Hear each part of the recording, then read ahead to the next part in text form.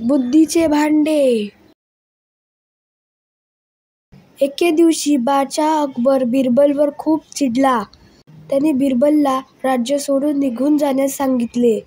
मनाने दुःखी होऊन बिरबलने राज्य सोडले आणि जवळच्या गावात एका शेतकऱ्याच्या घरी आश्रय घेतला. बिरबलने शेतात काम करून दिवस काढले. काही दिवसांनी अकबरला त्याच्या दरबारात आवडत्या बिरबलची उणीव भासू लागली. बादशाह अकबरने बिरबलला शोधण्यासाठी आपल्या शाही रक्षकांना पाठवायचे ठरवले.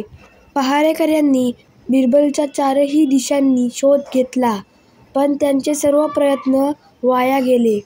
मग एके दिवशी अकबरने बिरबलला शोधण्याची युक्ती केली. त्याने घोषणा केली की ज्या कोणाकडे बुद्धीने भरलेले भांडे मिळेल त्याला हिऱ्यांनी भरलेले भांडे दिले जाईल. ही बातमी आजूबाजूच्या सर्व गावांमध्ये आणि बिरबलपर्यंत पोहोचली. राजाचे रहस्य कसे सोडवायचे याचा निर्णय घेण्यासाठी गावकऱ्यांनी एक बैठक घेतली.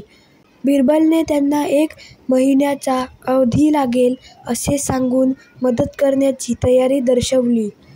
बिरबलने एक भांडे घेतले आणि वेलीतून न कापता त्यात एक लहान टरबूज ठेवले.